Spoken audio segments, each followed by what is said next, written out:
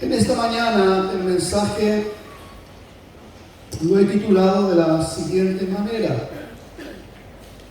el Espíritu Santo esencial para la vida cristiana.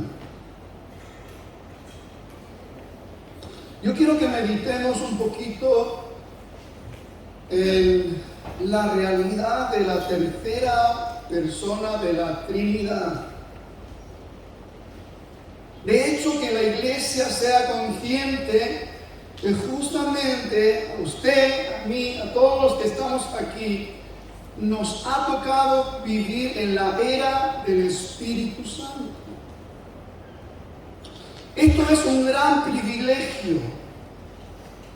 Esto es algo glorioso, tremendo y algo extraordinario para la vida de la realidad de cada creyente, de cada hijo de Dios, que el Espíritu Santo, como está escrito, ha venido a morar a nuestras vidas.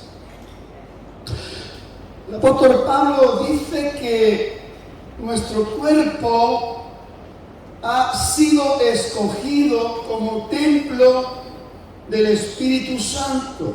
Dice, ¿no sabéis que sois templo del Espíritu Santo y que el Espíritu Santo mora en vosotros? Pero también hay una parte confrontativa, dice que si alguien destruye el cuerpo, que es el templo del Espíritu Santo, Dios lo destruirá a él. Entonces creo que estamos en un tiempo donde tenemos que ser conscientes de la necesidad de entrar en la reflexión oportuna para que el Espíritu Santo en este tiempo, en esta historia donde nos ha tocado vivir, que cada uno de nosotros seamos conscientes de la importancia de toda la magnificencia, de todo el poder y la gloria que se manifiesta a través de la persona del Espíritu Santo.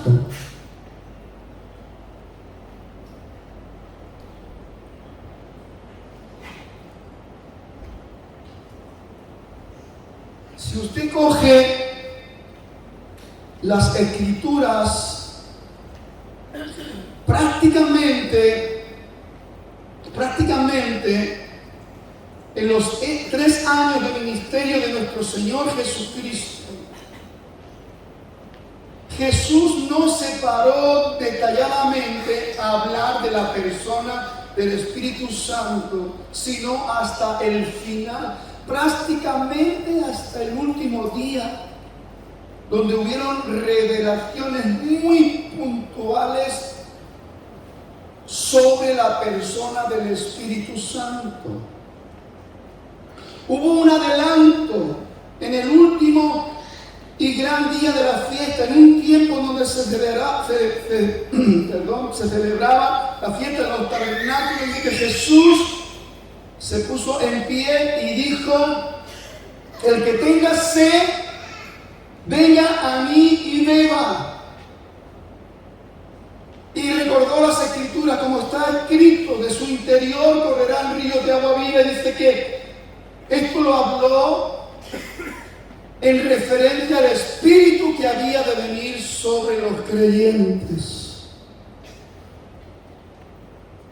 Pero esto también casi fue más de la mitad del trayecto de su ministerio, pero no se profundizó en la persona del Espíritu Santo.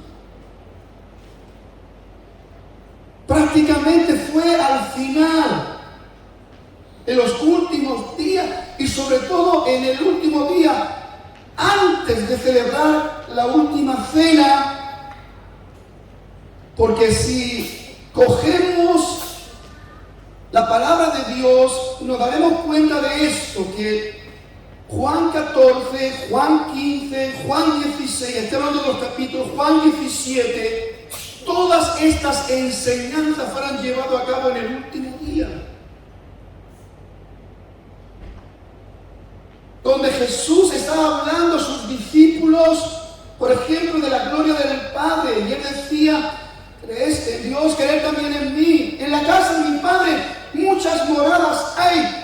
Voy pues a preparar un lugar para vosotros. Si así no fuera, yo lo hubiera dicho, pero me voy y vendré otra vez y me tomaré a mí mismo el cuerpo de Cristo, para que donde yo estoy, vosotros también estéis. Hubiera una enseñanza maravillosa, como también esa enseñanza real y práctica de la realidad de un verdadero servicio, que fue cuando Jesús le lavó los pies a sus discípulos. Es así como yo lo he hecho con vosotros, hacerlo también con los demás. Ahí hay una esencia de la realidad del verdadero servicio tremendo, que nos tiene que llevar a una profunda reflexión, que nos tiene que llevar a meditar y a pensar. Porque sabemos que en ese momento hubo gente que se manifestó entendiendo otra cosa, y Pedro dijo: jamás me lavarán los pies. Cuando Jesús le da una ligera explicación, le dice: no tendrás parte conmigo. Dice: no, los pies no, las manos, la cabeza, lo que sea necesario, ¿verdad? Pero ¿sabe una cosa? Una de las enseñanzas más tremendas en el último día fue hablando de la persona del Espíritu Santo. Nunca se habló de la persona del Espíritu Santo como en ese día, porque también se declaró al Espíritu Santo como el Paracletos. Por primera vez.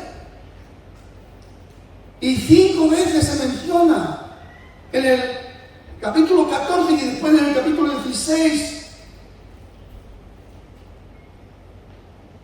Hablando de la persona del Espíritu Santo como el Paracletos. ¿Qué es el Paracletos? Al mencionar la palabra Consolador. Enviaré al Consolador. ¿Cuál es el rol del Consolador? Ya lo dice la propia palabra. La primera función es que el Espíritu Santo iba a tener que intervenir de una manera profunda consolando. ¿Por qué? Porque la iglesia iba a ser perseguida. La iglesia iba a sufrir lo indecible.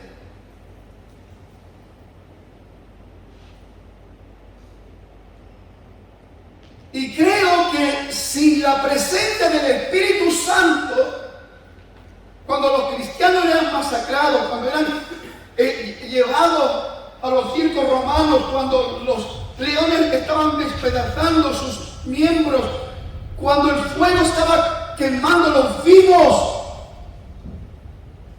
Y sabemos que hay hechos históricos que se quedaban confundidos, porque ¿cómo es posible que puedan cantar,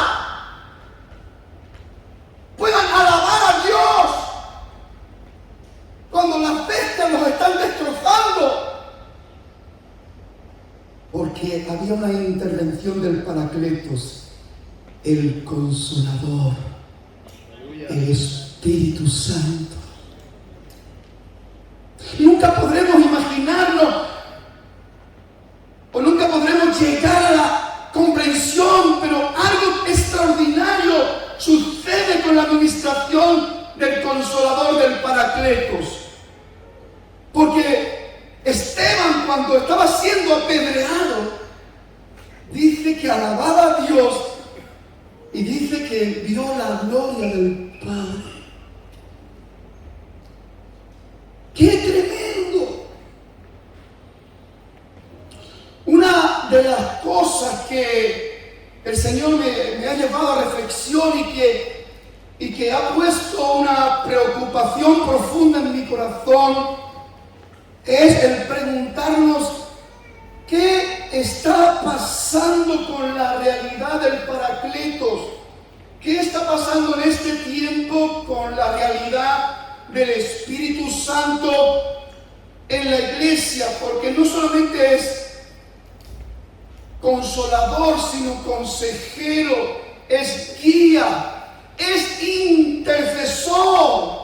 El Espíritu Santo, el apóstol Pablo, entendiendo toda la expresión y manifestación del Paracleto, él dice que el Espíritu Santo intercede por nosotros con gemidos, con palabras que no se pueden entender, con gemidos indecibles.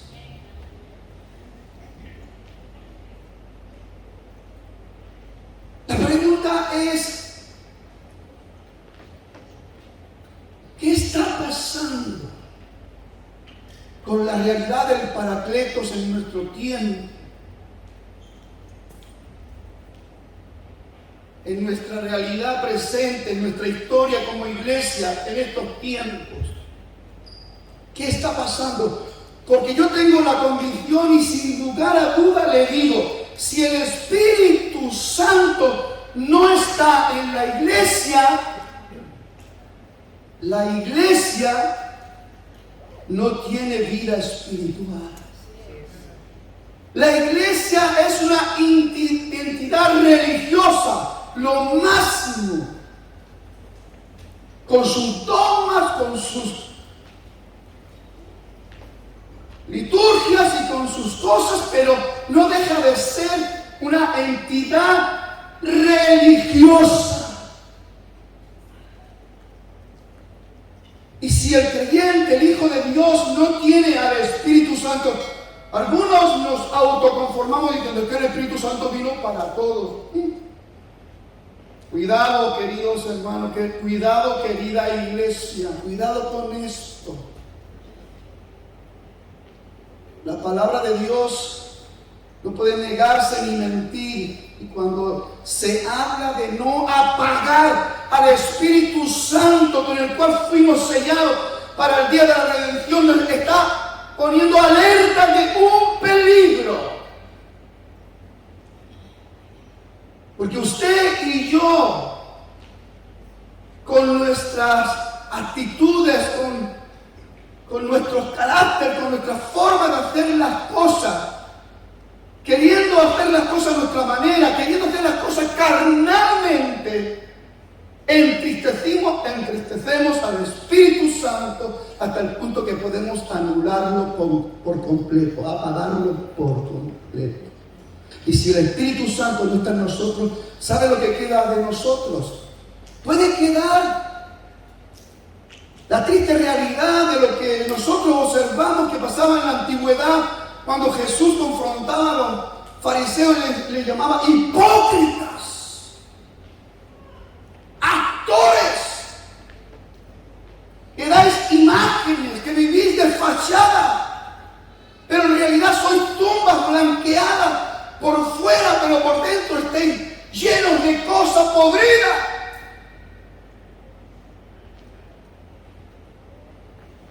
Y esa es la triste realidad de un creyente que no tiene al Espíritu Santo.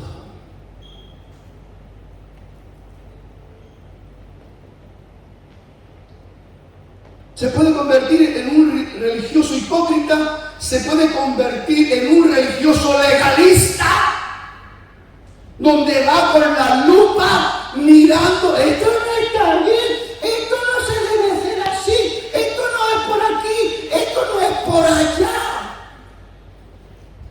Sin la dirección del Espíritu Santo nos tomamos la competencia de decir cosas que provienen de mandamiento de hombre y no de la guía del Espíritu Santo.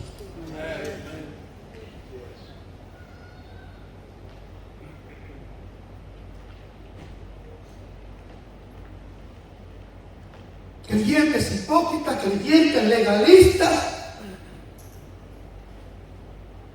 que quieren poner cargas sobre los hombros de los otros, pero en realidad nos pasa como a los fariseos. Después no somos capaces de mover ni un solo dedo para que las cosas funcionen y ser un edificador del cuerpo de Cristo. O creyentes liberalistas, sin el Espíritu Santo, rienda suelta a la carne. Todo es bueno, todo vale.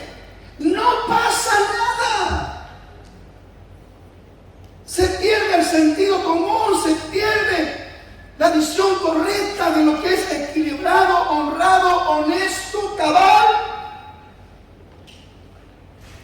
y empezamos a dar por bueno lo que no es bueno y lo convertimos también en hacedores del cumplimiento de la profecía de Isaías 5, cuando dice que a lo malo lo llamarán bueno y a lo bueno lo llamarán malo.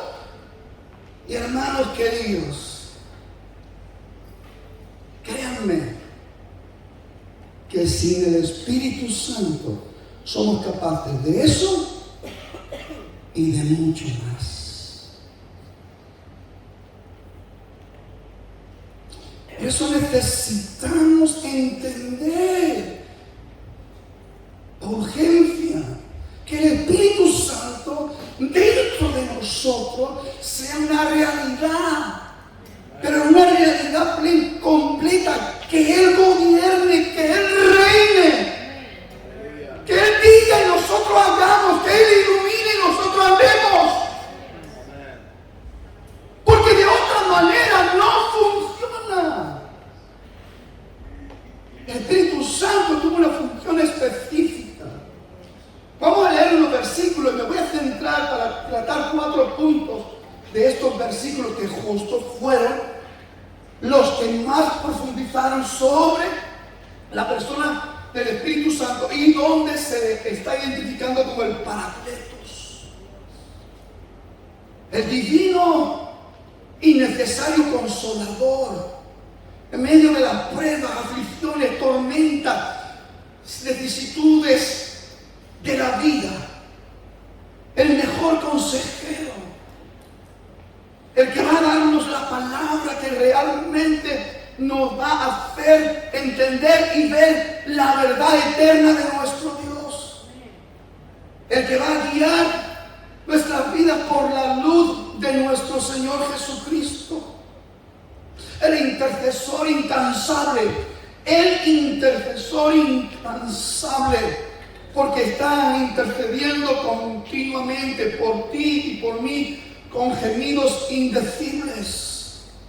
Y el fortalecedor de nuestras vidas, Él no se cansa de ir detrás de nosotros para decirnos: hijo, no, así no, de esta manera no. Abre los ojos, mira, darte cuenta. Con soberbia no, con arrogancia no, con prepotencia no, con orgullo no, con vanidad no, así no.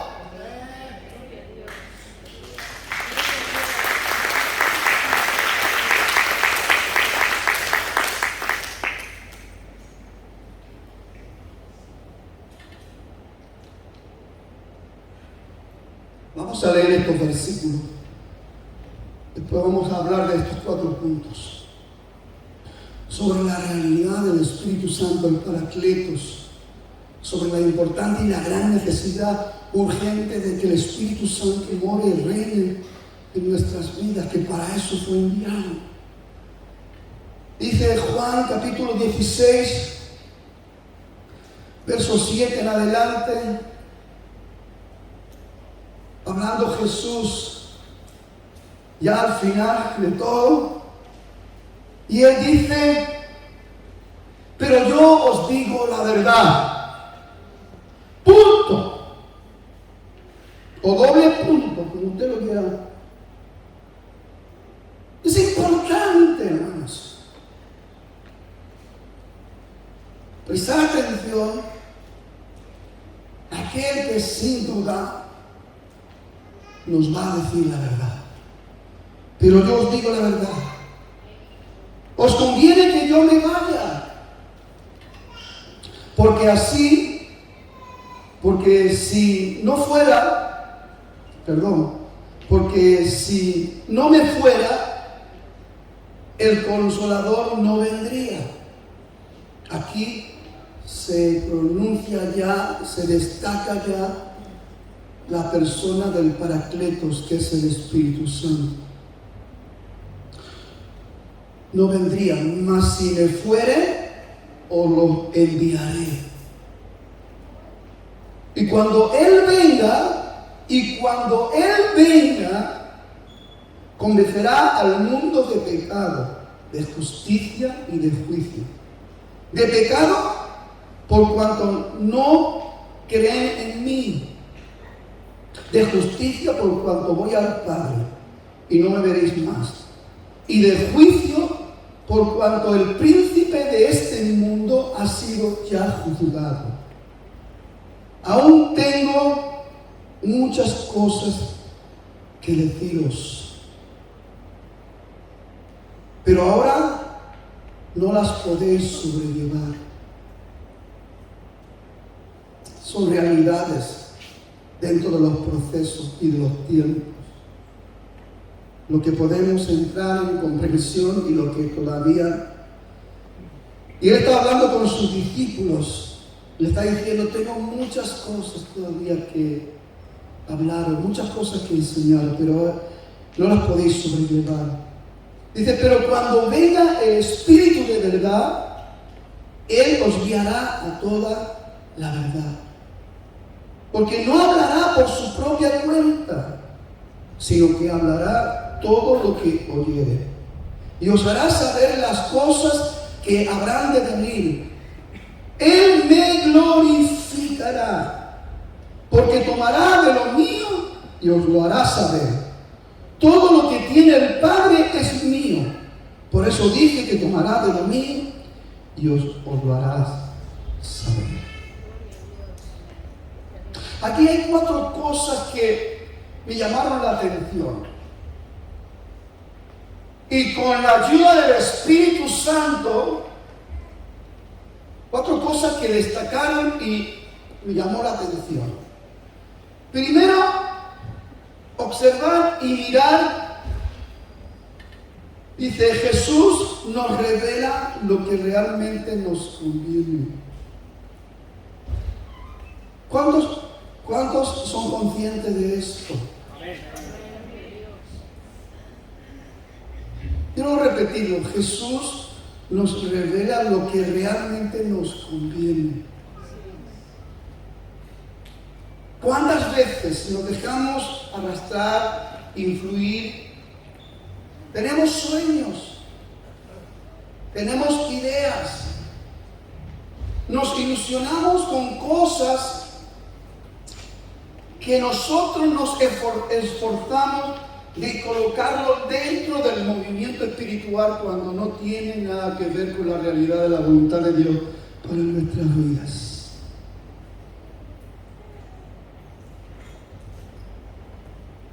Por eso tenemos que prestar atención, porque si alguien nos va a dar la revelación correcta, justo lo que usted necesita, entender lo que usted necesita, ver lo que usted necesita para afirmarse en la realidad de lo que usted necesita afirmarse y establecerse en la verdad de Dios, para no estar ahí como ese niño fluctuante, llevado con cualquier viento de doctrina, porque siempre ha habido y siempre habrá hombres que, usando estratagemas del error, quieran engañar y apartarnos de la verdad. Y Dios está mostrándonos, Jesús estaba mostrando a los discípulos, estaba mostrando también pues principios de vida para que los discípulos pudieran rescatar e implantar en su corazón estas verdades. Y esto nos sirve también como principio de vida hoy para nosotros. Jesús nos revela lo que realmente nos conviene. Pero tenemos que aprender a qué, a negarnos a nosotros mismos. No podemos pretender, como hablamos la semana pasada, ser un seguidor de Cristo con el corazón lleno de cosas muy nuestras, muy personales, que queremos satisfacer, que queremos alcanzar. La palabra de Dios dice que el que quiera venir en pos de mí, niéguese a sí mismo, tome su cruz y sígame. Y no podemos, hermanos, tergiversar, no podemos retorcer, no podemos doblar las cosas que pertenecen a la verdad eterna de nuestro Dios, que es un beneficio que realmente nos conviene. Por eso Jesús dice, yo os digo la verdad, os conviene que yo me vaya. Cada cosa en su tiempo, cada cosa en su momento, en su lugar. Entendiendo la voluntad de Dios, acatando la voluntad de Dios, disponiéndonos para obedecer la voluntad de Dios, nos guste o no nos guste. Yo creo que los discípulos se quedaron, pero ¿cómo que te vas? ¿Y quién es ese que vas a enviar?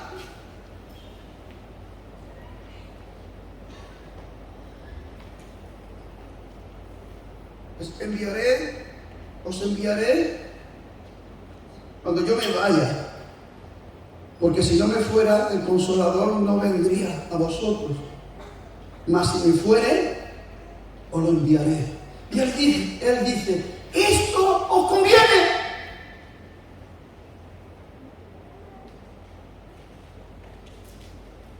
Pero de seguro, que ellos no entendían que el maestro se tuviera que ir y que viniera otro en su lugar. Pero Jesús afirmativamente, os conviene que yo me vaya. Si no me voy, no vendrá el Consolador. Si me voy, viene el Consolador. Os lo enviaré para que esté con vosotros todos los días hasta el fin.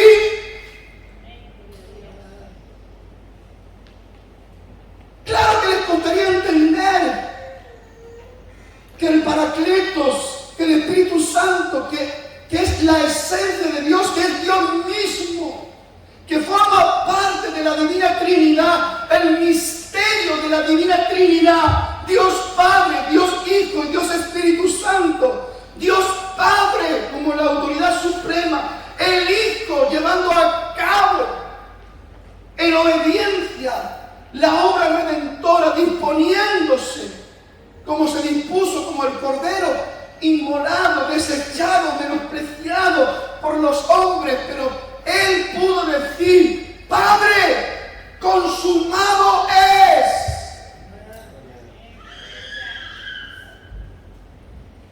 Y es lo que Dios quiere tratar con cada una de nuestras vidas. Y quiere que entendamos que hay cosas que no nos convienen.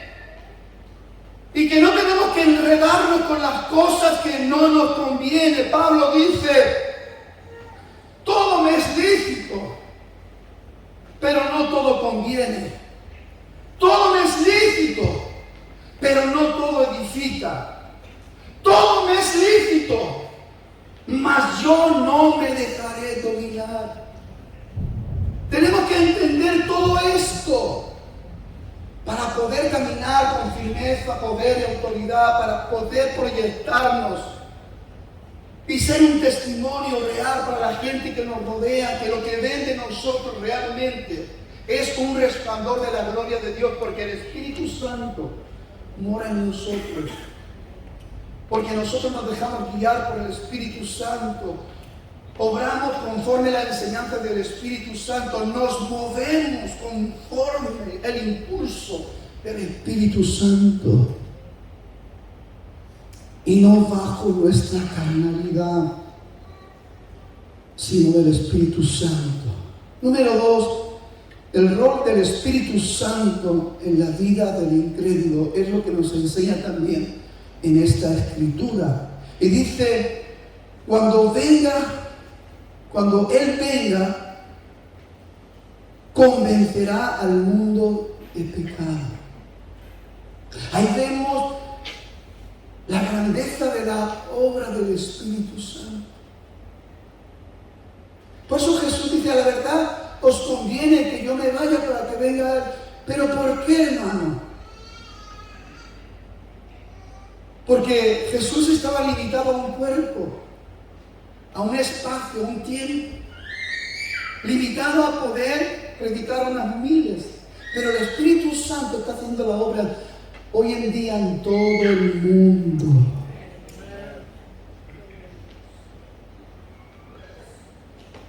El Espíritu Santo es el que está obrando para convencer al mundo de pecado y de justicia y de juicio.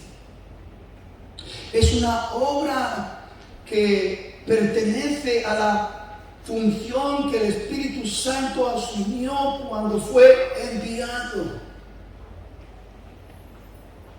Primero fue enviado el Hijo para llegar a ese momento donde, Padre, la obra que me diste, que hiciera la he hecho, y en la cruz dijo, consumado es. Y Él ya había anunciado de que cuando Él se fuera enviaría al Consolador, al Espíritu Santo, el Espíritu de verdad que nos guiaría a toda verdad. La pregunta en esta mañana, y quiero hacer un hincapié, ¿dónde está el Espíritu Santo? Porque muchas veces nos llenamos la boca diciendo, el Espíritu Santo mora en mí.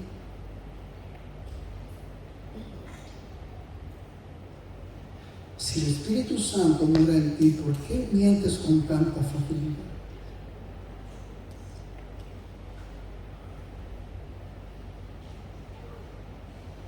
Si el Espíritu Santo mora en ti, ¿por qué te metes en esos enredos carnales, en esos líos, en esos pleitos?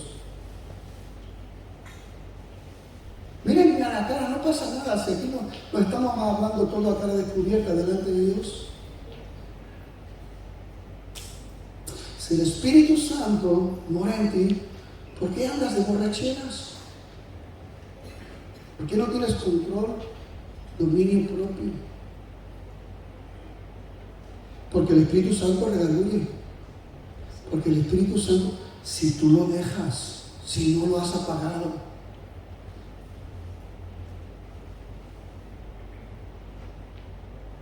si el Espíritu Santo está en ti, ¿por qué en la iglesia está? Y cuando te andas por ahí parece que yo que sé que estás transformado y canta, baila, danza, salta. En la iglesia está.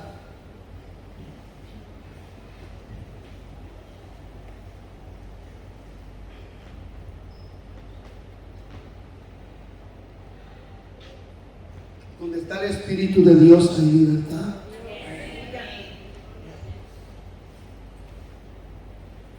Y hoy tenemos libertad para hablar cosas, ¿sí o no?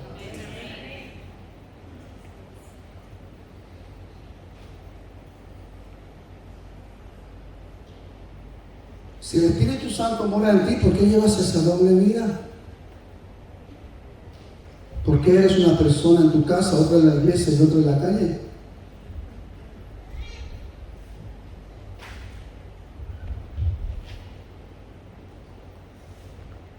Si el Espíritu Santo mora en ti, ¿por qué salen esas groserías de tu boca? Y esas truanerías.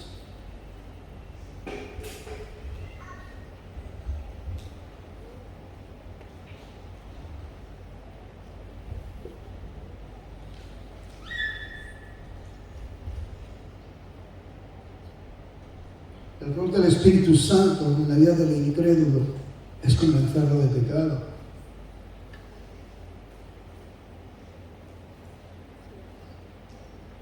De justicia y de juicio. Porque Dios es bueno, sí. Dios es amor, sí. Pero Dios es justicia. Y Dios es justo. Y llegado el momento, con mucho dolor en el corazón de Dios y aún con tantas oportunidades que Él nos haya dado, se acabó el abuso de la misericordia de Dios. En este siglo parece ser que nos agarramos y hacemos nuestras propias doctrinas, ¿no? Hace poco alguien me decía que estaba como en ese círculo vicioso, ¿no? Peco y me arrepiento. Vuelvo a pecar y me arrepiento. Incluso puedo sentir que me siento fatal, pero vuelvo a pecar. Me vuelvo a arrepentir. Vuelvo a pecar. El Espíritu Santo no está ahí. Te has quedado más solo que la una con tu carnalidad y con tu conciencia cargada de peso de pecado.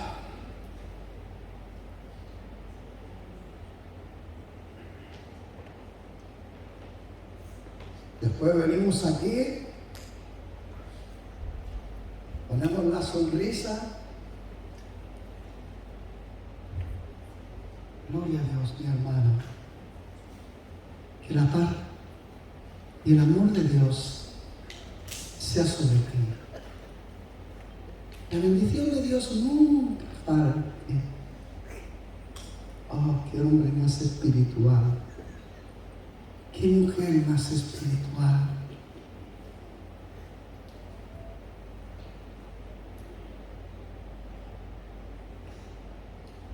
No es lo que hablamos, es lo que hacemos.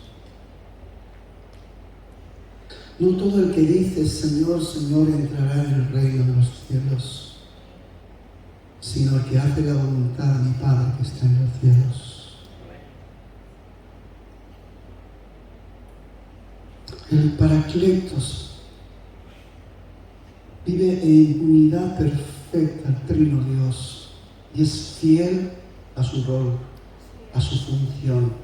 Él no se va a negar nunca a ser ese consolador, a ser ese guía.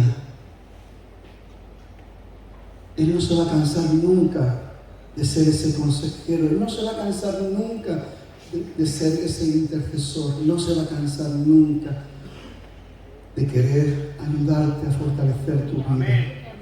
No se va a cansar nunca. Pero tú tienes que reconocer que estás metiendo la pata. Y que estás desalineado de la voluntad de Dios. Que dices una cosa y haces otra. Que tomas el nombre de Dios en vano y te quedas tan pancho.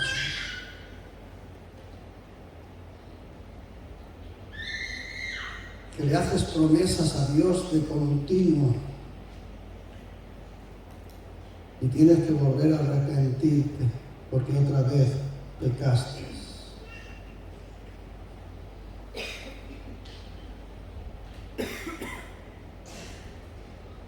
El rol número 3 del Espíritu Santo en la vida del creyente.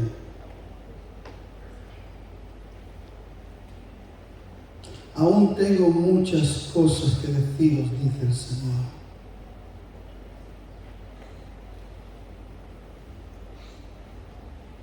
Pero ahora no las podéis sobrellevar.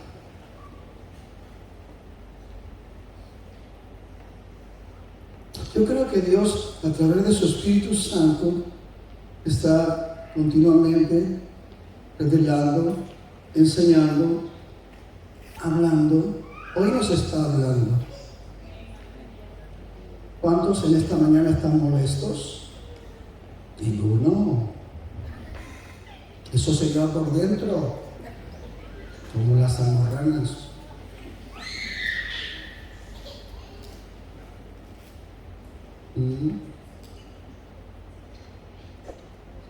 Pero hay realidades que las venimos aprendiendo desde los principios del siglo de la dispensación de la gracia. Y Pablo le dice a los corintios, porque no pude hablaros como a espirituales, sino como a carnales, como a niños en Cristo. Porque diciendo lo que decís, no sois carnales. Entrando en esas rivalidades, entrando en esas tonterías, entrando en todos esos desajustes, diciendo, yo soy de Pablo, yo soy de Apolos. ¿Quién es Pablo? ¿Quién es Apolo? Dice el apóstol.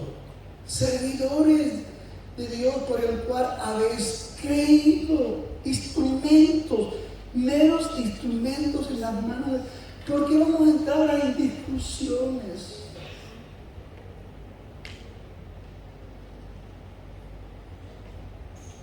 Eso es carnalidad.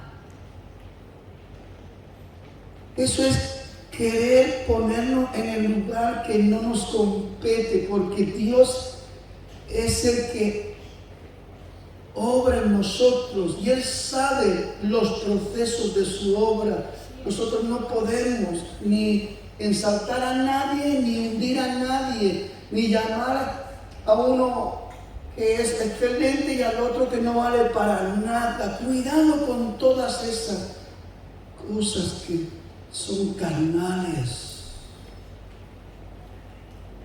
Y la carnalidad en la vida del creyente hace mucho daño. Y la carnalidad en la vida del creyente evidencia que el Espíritu Santo no está pudiendo gobernar la vida de ese hombre o de esa mujer. Porque si el Espíritu Santo realmente gobierna en nuestras vidas, hay un fruto y se ve. Como hemos dicho al principio, se ve en lo que aportamos.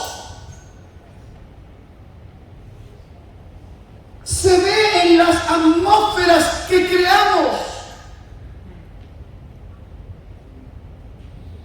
Se ve en el fruto que manifestamos. Se ve y se ve. Se ve cuando nos estamos quejando de todo, lamentando de todo, cuando todo lo vemos mal, cuando a todo le sacamos la puntilla, se ve. ¿Eso es espiritual o es carnal? Pero ¿cómo nos cuesta ver nuestra carnalidad? ¿Cómo nos cuesta? Queremos arreglar, enderezar la vida del hermano cuando no tenemos la facultad de arreglar nuestra propia vida, de enderezar la realidad de nuestros pensamientos, sentimientos, emociones que están desequilibradas por la carnalidad que está en nosotros.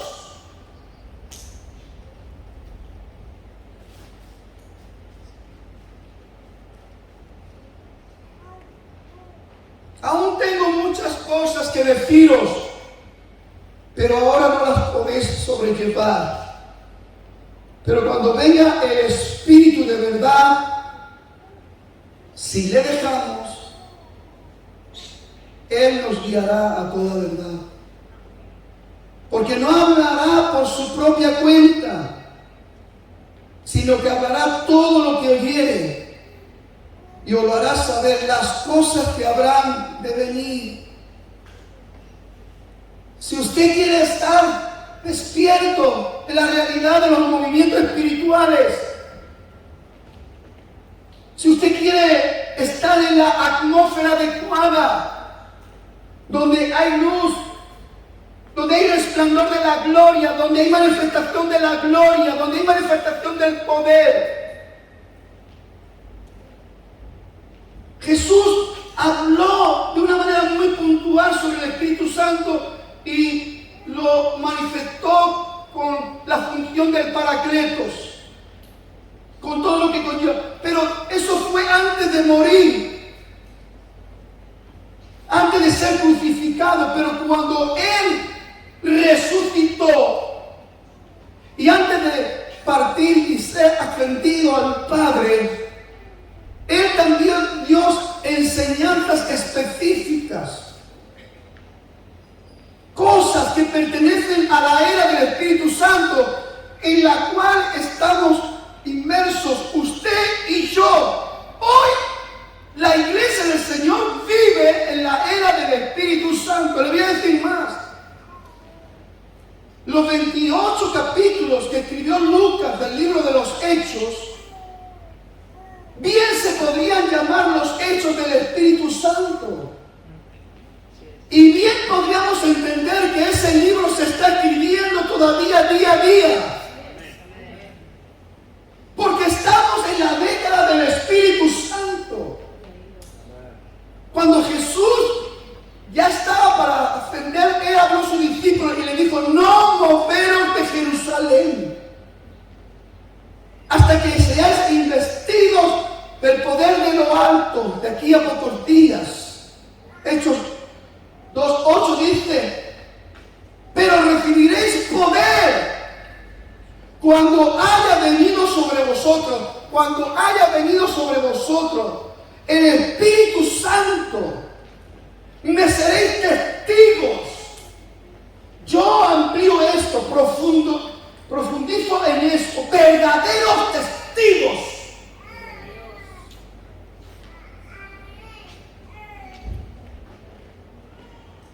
En Jerusalén, en toda Samaria, en toda Judea, en Samaria y hasta en lo último de la tierra. Nos damos cuenta de la importancia. No podían moverse de Jerusalén, porque sin el Espíritu Santo no podían hacer nada. La iglesia no es iglesia sin el Espíritu Santo. El creyente no es hijo de Dios sin el Espíritu Santo. El testimonio de la realidad que somos nos da el Espíritu Santo. Porque el Espíritu Santo es el que da testimonio a nuestro espíritu de que somos hijos de Dios.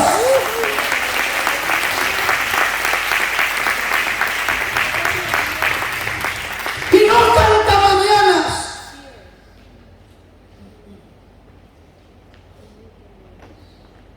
Hijos de Dios. Y profundizando, sí, hijos también herederos de Dios. ¿Dónde está la manifestación de la herencia de Dios en nosotros? Porque ya, hermano, hubo muerte y ya hubo una repartición de la herencia de Dios. Y tiene que ser evidente que las riquezas en gloria de nuestro Dios, que ya ha sido repartida en la iglesia, tienen que verse como fruto de lo que somos, hijos de Dios, herederos de Dios, coherederos juntamente con Cristo.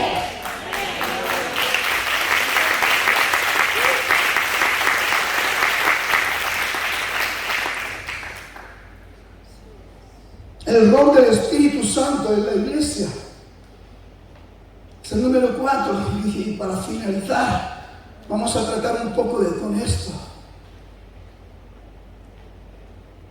Mire, una de las funciones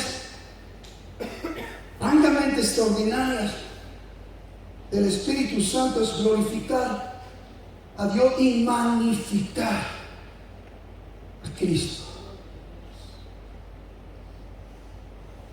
De hecho, el Espíritu Santo es el mediador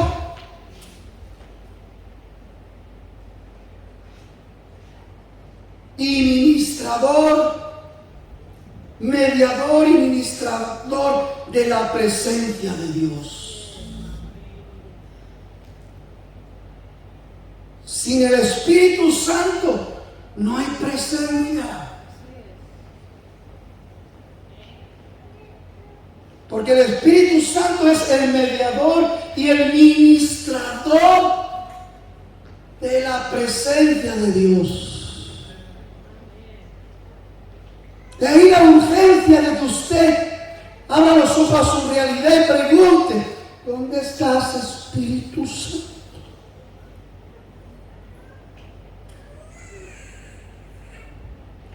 Creo que tenemos la responsabilidad de mirar dónde está el Espíritu Santo en nuestra realidad como creyentes. Porque si no, hermanos, somos puros religiosos, hipócritas, legalistas, o todas las cosas que podemos añadir, que no son pocas, que son muchas, las estamos viendo alrededor del mundo. Todos los desastres que se están haciendo en el nombre de Jesús.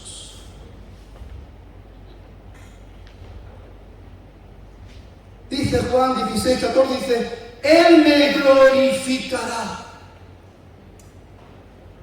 porque tomará de lo mío y os lo hará saber. Todo lo que tiene el Padre es mío. Por eso dije que tomará de lo mío y os lo hará saber. El rol del Paracletos, del Espíritu Santo en la vida de la iglesia. La iglesia tiene que tomar conciencia de que no venimos aquí a hacer un conjunto, una barrecha de creyentes que cada uno crea una manera, según la enseñanza que cada uno hemos recibido de aquí y de allá. Por eso Pablo, hablando a los filipenses, él dice, si hay alguna consolación en Cristo, si hay algún afecto, si hay un amor entrañable, dice Pablo, completad mi gozo, sintiendo una misma cosa, unánimes en un mismo sentir. Nada hagáis por contienda o vanagloria, antes bien estimándote a ti mismo estimando a los demás como superior a ti, no creyendo que tú eres lo mejor del mundo, que eres el más sabio, el más inteligente, el más guay. ¡No!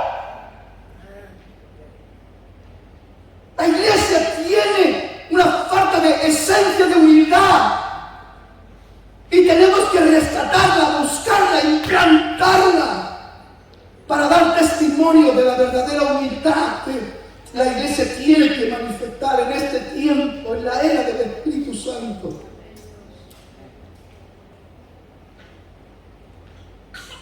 No pensando tanto en lo tuyo propio, sino pensando también en los demás. ¿Cómo puedo ayudar? ¿Cómo puedo alentar? ¿Cómo puedo motivar? ¿Cómo puedo levantar a mi hermano? Tantas cosas, hermano, que podíamos hacer que honran a Dios y que indiscutiblemente van a traer una satisfacción extraordinaria a tu vida, a tu proceso de edificación espiritual. Cuando tú dejes que el Espíritu Santo sea ese paracleto divino que lleve a cabo la función real en tu vida. Y nunca sentirás que estás solo. Y nunca vas a estar expuesto ni a miedos, ni a inseguridades, ni a ansiedades, porque si el Espíritu de Dios mora en ti, te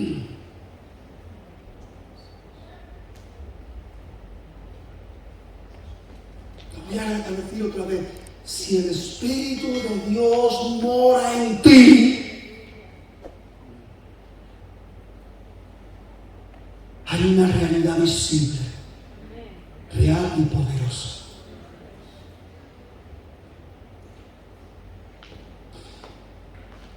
Quiero que el grupo de alabanza suba mientras yo voy a leer estos versículos. Solamente me voy a limitar a leer estos versículos. De Gálatas 5, 16 al 25. Pero quiero que me presten atención a lo que está escrito. Pablo escribiendo a la iglesia de los Gálatas. La iglesia de los Gálatas que es sacudida y tiene un principio maravilloso, y es sacudida y tiene Pablo tiene que intervenir y decir, pero ¿qué ha pasado con vosotros? Yo doy fe que vosotros daríais vuestros ojos por mí. ¿Qué ha pasado con vosotros? Que habiendo empezado por el Espíritu, ahora vais a terminar con la carne.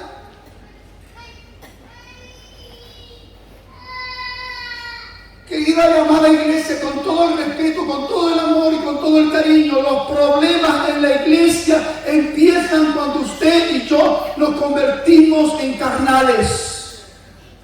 Actuamos como carnales, obramos como carnales, pensamos como carnales, sentimos como carnales y traemos un problemón a la iglesia por nuestra carnalidad. Impedimos el crecimiento, rompemos los ambientes de gloria, impedimos que el Espíritu Santo fluya, se manifieste, impedimos avivamiento, impedimos un montón de cosas que están ahí para ser volcadas sobre la iglesia.